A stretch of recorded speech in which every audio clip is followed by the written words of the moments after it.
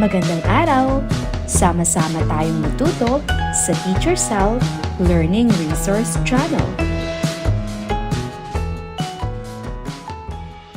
Filipino 6, Term 1, Week 5, Exposition, Kaganapan, Komplemento ng Pandiwa, Tagaganap Aktor, Paggamit ng elemento ng multimedia.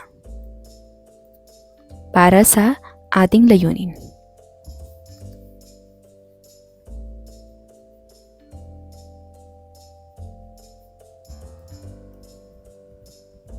Ayusin mo. Ayusin ang mga letra upang mabuo ang salitang tumutukoy sa bahagi ng maikling kwento.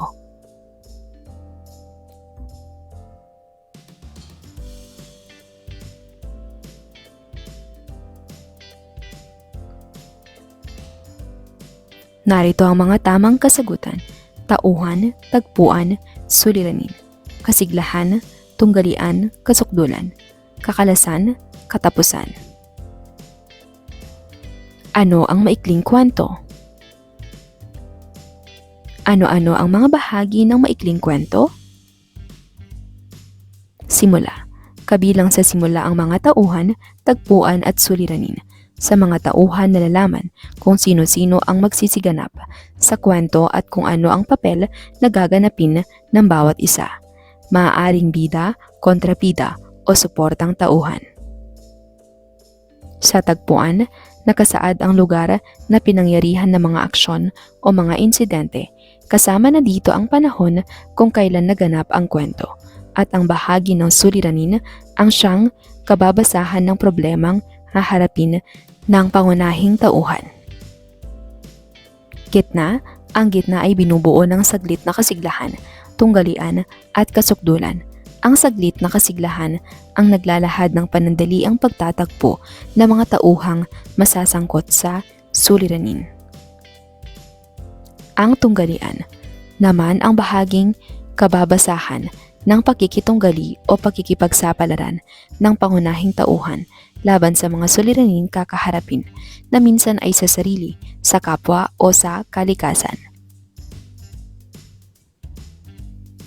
Samantalang ang kasukdulan ang pinakamadulang bahagi kung saan makakamtan ng pangunahing tauhan ang katuparan o kasawian ng kanyang ipinaglalaban.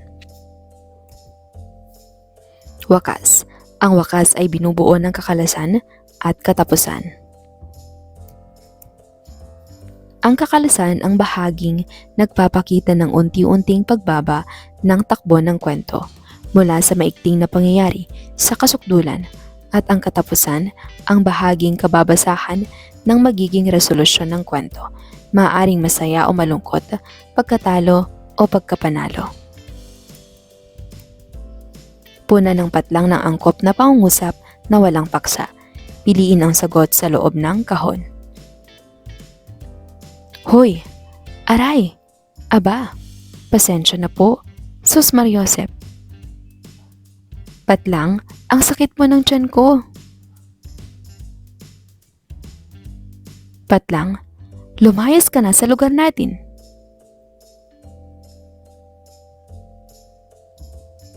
Patlang, Ruben, lumabas ka riyan. Patlang, kailangan pa ba ng katibayan? Patlang, ipagpaumanhin po ninyo ang aking ginawang pagpaparatang sa inyo. Narito ang mga tamang kasagutan.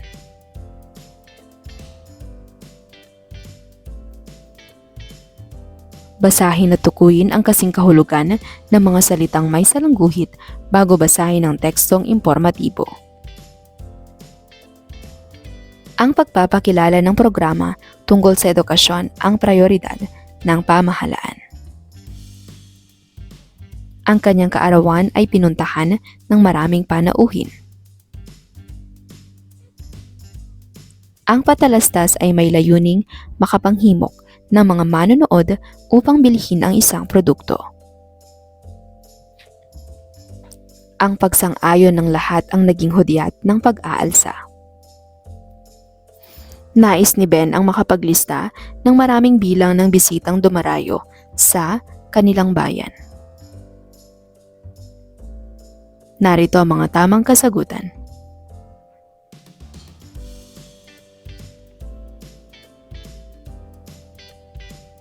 Kaugnay na paksa bilang isa, tekstong informatibo, exposition.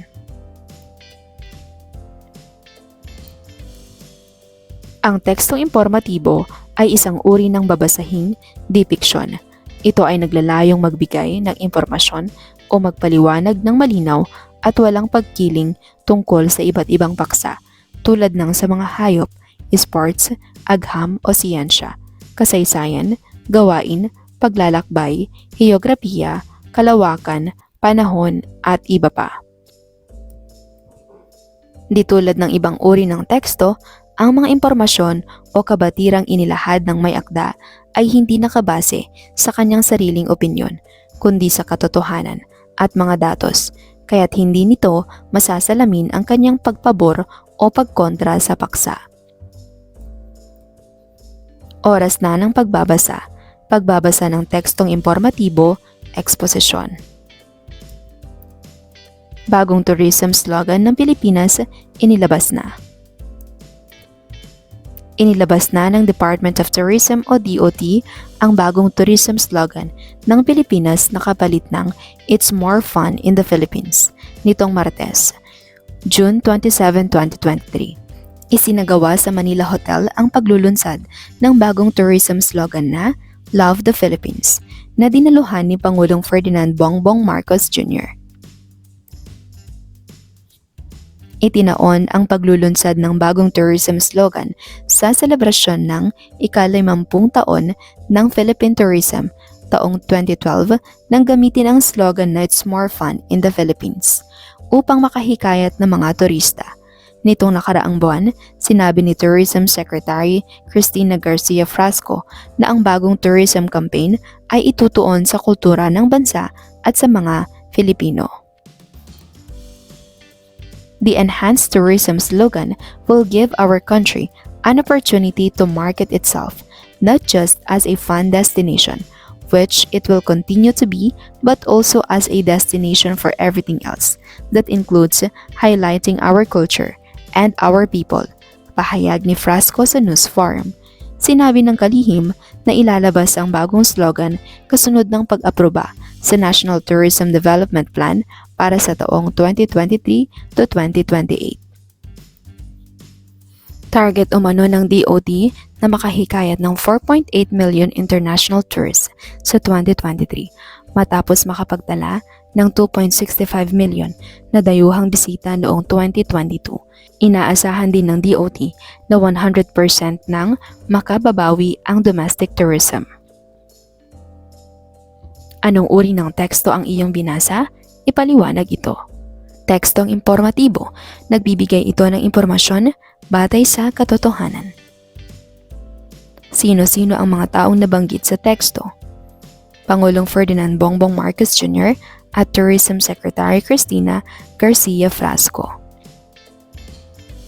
Kailan isinagawa ang paglulunsad ng bagong slogan ng kagawaran ng turismo ng Pilipinas?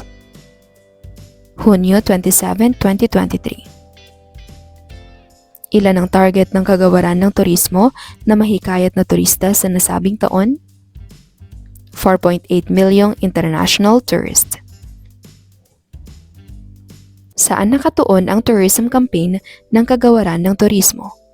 Sa kultura ng bansa at sa mga Pilipino. Ano ang opinyon mo hinggil sa bagong slogan ng kagawaran ng turismo? Ipaliwanag. Maganda ito dahil ipinapakita nito ang kultura at ganda ng Pilipinas. Ano ang kahalagahan ng turismo sa ating bansa? Ipaliwanag ang iyong sagot. Nakakatulong ito sa ekonomiya at nagbibigay ng trabaho sa mga Pilipino. Elemento ng tekstong informatibo, exposition. Ang tekstong informatibo ay mayroong iba't ibang elemento. Ito ay ang mga sumusunod. Layunin ng may akda. Maaring magkaiba-iba ang layunin ng may akda sa pagsulat niya sa tekstong informatibo. Maaaring layunin niyang mapalawak pa ang kaalaman ukol sa isang paksa. maunawaan ang pangyayaring mahirap ipaliwanag, matuto ng maraming bagay ukol sa ating mundo at iba pa.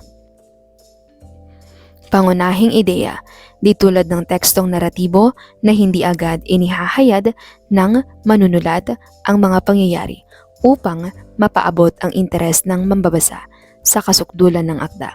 Ang tekstong impormatibo naman ay dagdiang inilalahad ang mga pangunahing ideya sa mambabasa. Pantulong sa kaisipan, mahalaga rin ang paglalagay ng angkop na mga pantulong na kaisipan o mga detalye upang makatulong mabuo sa isipan ng mambabasa ang pangunahing ideyang nais niyang matanim o maiwan sa kanila. Mga estilo sa pagsulat, kagamitan, sangguniang magtatampok sa mga bagay na binibigyang diin. Makatutulong sa mga mag-aaral na magkaroon ng mas malawak na pag-unawa sa binasang tekstong impormatibo ang paggamit ng mga estilo o kagamitan o sangguniang magbibigay sa mahalagang bahagi tulad ng sumusunod. Paggamit ng mga nakalarawang representasyon, pagbibigay diin sa mahalagang salita sa teksto at pagsulat ng mga talasanggunian. Mga uri ng tekstong impormatibo. Ang pangunahing layunin ng tekstong impormatibo ay makapaghatid ng impormasyong hindi nababahiran ng personal na pananaw o opinyon ng may akda. Makikita ang layuning ito sa ilang uri ng tekstong impormatibo tulad ng sumusunod. Paglalahad ng totoong pangyayari, kasaysayan. Sa uring ito ng teksto, inilalahad ang mga totoong pangyayaring naganap sa isang panahon o pagkakataon. Pag-uulat pang impormasyon. Sa uring ito, nakalahad ang mahalagang kaalaman o impormasyon patungkol sa tao, hayop, iba pang bagay na nabubuhay at di nabubuhay, gayon din ang pangyayari sa paligid. Pagpapaliwanag. Ito ang uri ng tekstong impormatibong nagbibigay paliwanag kung paano o bakit naganap ang isang bagay o pangyayari.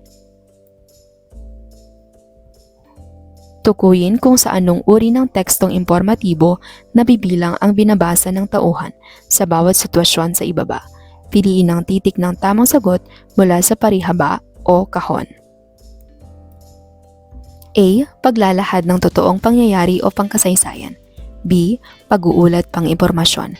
C. Pagpapaliwanag. Binabasa ni China ang kanyang aralin sa science na The Big Bang Theory. Gusto niyang malaman ang pinagmulan ng daigdig. Nais malaman ni Lori ang kasaysayan at ebolusyon ng wikang pambansa.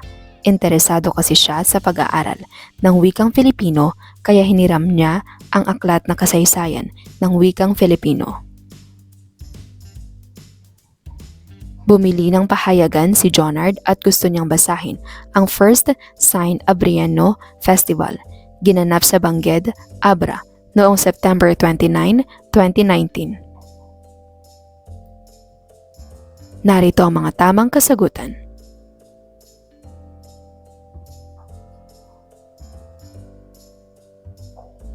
Pagbabasa ng usapan ng magkaibigan gamit ang telepono. Ano ang Ramadan ni Shelani T. Nasilia? Isang umaga ay tumunog ng malakas ang telepono ni Ben. Dali-dali niya itong sinagot.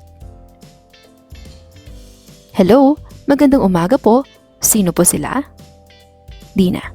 Magandang umaga, Ben. Si Dina ito ang iyong matalik na kaibigan. Kumusta ka na, Dina? Bakit ka napatawag? Mabuti naman. Ikaw, kumusta ka na? Napatawag ako dahil mayroon sana akong itatanong sa iyo tungkol sa aking takda. Ito ay tungkol sa iba't ibang panrelihiyong pagdiriwang. Hindi ba't isa kang Muslim? Maaari ka bang magbahagi ng ilang impormasyon hinggil sa inyong pagdiriwang?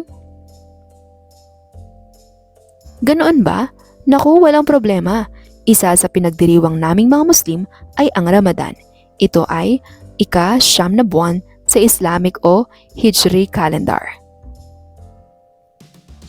Ito ang buwan na itinangi ng aming Diyos na si Allah ayon sa aming banal na kasulatan na tinatawag na Quran. Sa propeta, si Muhammad ang nagtatag ng relihiyon naming Islam. Binubuo ito ng 29 hanggang 30 araw at nagsisimula ang Ramadan kapag nagsimula na ang hilal o new moon sa kalangitan. Kung kaya, kami ay naghahanda na at pagkatapos, ang hudyat naman ng pagtatapos ng Ramadan ay ang pagpapakitan ng Shawwal o crescent moon. Sa makatuwid, ito ang tanda ng pagsisimula ng ika-10 buwan ng lunar calendar at hudyat sa pagsisimula ng isa pang selebrasyon na tinatawag na Eid al-Fitr o Hari Raya Puasa. Ito ang pagtatapos ng Ramadan na kung saan kaming mga Muslim ay nagpupunta sa aming simbahan na tinatawag na moske upang magdasal at magpasalamat. Ngunit bago matapos ang Ramadan ay may tinatawag na dakilang gabi o gabi ng kapasiyahan na kilala rin sa tawag na Laylat ul Qadar o Night of Power. Ito ang ika-27 araw ng Ramadan na kung saan kaming mga Muslim ay naniniwala na anumang aming hingin ay bibigyang katuparan ni Allah. Wow! Kakaiba pala ang inyong pagdiriwang! Tama ka! Tuwing sasapit ang Ramadan ay isinasagawa namin ang 5 pillars ng Islam at isa na nga rito ang fasting o hindi pagkain o pag-inom ng tubig sa araw sa loob ng isang buwan sapagkat naniniwala kami na ang fasting o pag-aayuno ay paraan upang higit kaming mapalapit kay Allah. Maliban sa fasting ay mayroon pang ilang pillars ang kailangan naming gawin tulad ng shahada o pagsasagawa ng ritual ng mga Muslim. Sunod ay salat o pagdarasal naming gabi-gabi. Ang zakat naman ay ang pagbibigay donasyon o pagkakawang gawa naming mga Muslim. Samantala, ang Haji o Holy Pilgrimage naming mga Muslim patungo sa Mecca, ang holiest city ng Islam na makikita sa bansang Saudi Arabia. Ang galing naman, tulad naming mga Kristiyano at mayroon din pala kayong isinasagawang panrelihiyong pagdiriwang. Maraming salamat sa impormasyong ibinahagi mo para sa aking takdang aralin. Walang anuman, masaya ako na naibahagi ko sa iyo ang panrelihiyong pagdiriwang naming mga Muslim. Sana'y makatulong ako ng malaki sa iyong takda. Maraming salamat sa iyo. Hanggang sa muli. Paalam. Paalam rin aking kaibigan. Sino ang magkaibigan sa tekstong binasa? Sina Ben at Dina ang magkaibigan. Tungkol saan ang kanilang pinag-uusapan? Pinag-uusapan nila ang pagdiriwang ng Ramadan ng mga Muslim. Ano-anong impormasyon ang natutuhan mo tungkol sa pagdiriwang ng Ramadan? Ang Ramadan ay banal na buwan ng mga Muslim. Sa panahong ito, sila ay nag-aayuno, nagdarasal, nagbibigay ng kawanggawa at nagpapasalamat kay Allah. Bakit mahalaga na malaman natin ang iba pang panrehiyong pagdiriwang sa ating bansa? Mahalaga ito upang maunawaan, igalang at pahalagahan ang kultura at paniniwala ng iba. Paano napag-uugnay ang mga ideya sa tekstong binasa? Napag-uugnay ang mga ideya sa pamamagitan ng pag-uusap ni Ben at Tina kung saan sunod-sunod na ipinaliwanag ang tungkol sa Ramadan.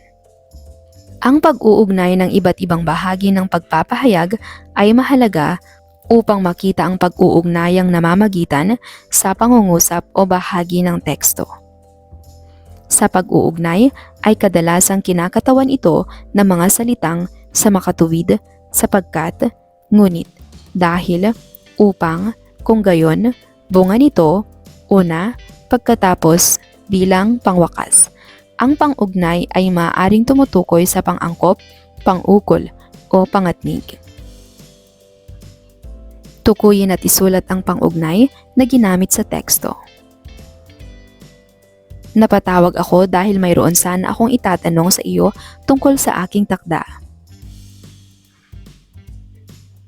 Kami ay naghahanda na at pagkatapos ang hudyat naman ng pagtatapos ng Ramadan ay ang pagpapakita ng Shawwal o crescent moon. Sa makatuwid, ito ang tanda ng pagsisimula ng ika-10 buwan ng lunar calendar. Kaming mga Muslim ay nagpupunta sa aming simbahan na tinatawag na moske upang magdasal at magpasalamat. Tuwing sasapit ang Ramadan ay isinasagawa namin ang 5 pillars ng Islam at isa na nga rito ang fasting o hindi pagkain o pag-inom ng tubig sa araw sa loob ng 1 buwan sapagkat naniniwala kami na ang fasting o pag-aayuno ay paraan upang higit kaming mapalapit kay Allah. Narito ang mga susing kasagutan.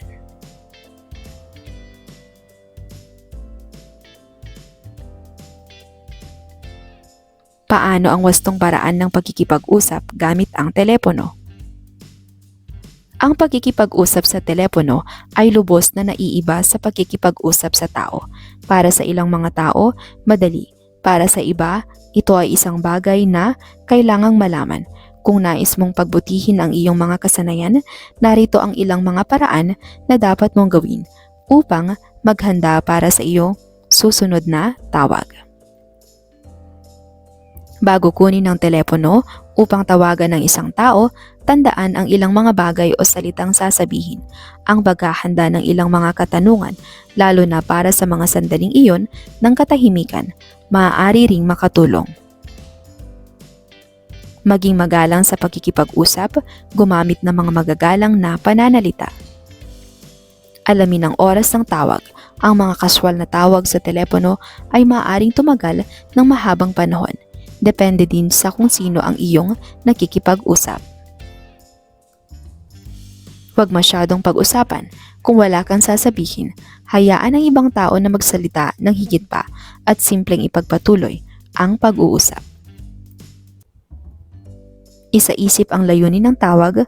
Ang isang formal na tawag ay maaaring maging anuman, tulad ng paggawa ng appointment sa dentista o pagtawag sa isang kliyente bilang bahagi ng iyong trabaho. Planuhin ang iyong mga keyword. Kapag natukoy ang layunin ng tawag, ang susunod na hakbang ay upang tukuyin kung ano ang sasabihin. Makipag-usap ng simple at matagumpay. Pinakamabuting hayaan ang ibang tao na mamuno sa pag-uusap. Maging magalang at mas formal. Para sa formal na tawag sa telepono, ang iyong tono ng boses ay kailangan maging mas seryoso kaysa sa isang kaswal na tawag. Huwag mag-hang up sa tao at kung hindi mo sinasadyang mag-hang, tumawag ka agad. Iwasang tawagan ang tao araw-araw kung walang pangangailangan. May mga trabaho din siya. Para sa pangkatang gawain bilang isa, isulat sa loob ng kahon ang kahulugan ng tekstong impormatibo o mga kaugnay na salitang naglalarawan dito.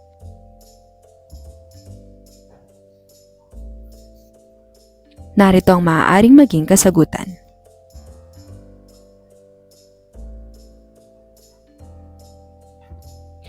Kaugnay na paksa bilang 2, kaganapan, komplemento ng pandiwa, tagaganap o aktor. Ano ang simuno? Ang simuno o paksa ay tumutukoy sa tao, hayop, bagay o konsepto na gumagawa ng aksyon o nagtataglay ng katangian na inilalarawan ng panangguri sa pangungusap. Ano ang panaguri? Ang panaguri naman ay nagsasaad ng okasyon, katayuan o katangian ng simuno. Ito ay maaari maging isang pandiwa na nagsasaad ng aksyon o isang pang-uri o pang-abay na nagsasaad ng katangian o katayuan ng simuno. Mga focus ng pandiwa. Focus sa tagaganap o aktor kapag ang simuno o paksa ang gumaganap ng kilos sa pangungusap. Halimbawa, nabusog kami sa dami ng pagkain. Umawit ang mga ibon sa puno. Magtatanim sila ng puno sa parke. Ang pandiwa ay nasa focus na tagaganap kapag ang paksa ng pangungusap ang tagaganap ng kilos na sinasaad sa pandiwa. Ang mga pangunahing panlaping nasa focus tagaganap ay mag at Para sa panlapi, mag, pandiwa, maghimagsik, lumahok. Focus sa layon o goal kung ang layon ang siyang focus sa pangungusap. Halimbawa, iniuwi namin ang mga pagkaing natira. Binibili ng bata ang sorbetes. Lilinisin nila ang mga basura bukas. Nasa focus sa layon ang pandiwa kung ang layon ang paksa sa pangungusap. Ang mga panlaping ginagamit sa pagpapahayag ng focus sa layon ay ang mga sumusunod. Panlapi, i, an, ma, ipa, in. Pandiwa, ibabalita, binalitaan, mawala, ipalathala, dininig. Ipakita ang thumbs up kung ang focus ng pandiwa ay tagaganap o aktor at thumbs down naman kung ito ay focus sa layon o goal. Naghahanda kami tuwing Eid al-Fitr o Hari Raya Puasa. Ang mosque ay pinupuntahan ng mga Muslim upang magdasal. Nagtutungo rin sa Mecca ang mga debotong Muslim. Ang fasting o pag-aayuno ay isinasagawa ng mga Muslim tuwing sasapit ang Ramadan. Ang mga Kristiyano ay nagsasagawa din ng mga pagdiriwang na panrelihiyon. Narito ang mga tamang kasagutan.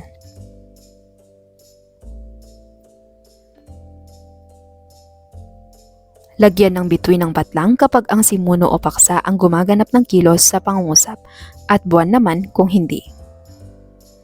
Nagluluto ng hapunan ang nanay. Magtatanim ng palay sa bukid si Ben bukas. Ginagawa ng bata ang saranggola. Pinagliguan ng mga tao ang dagat.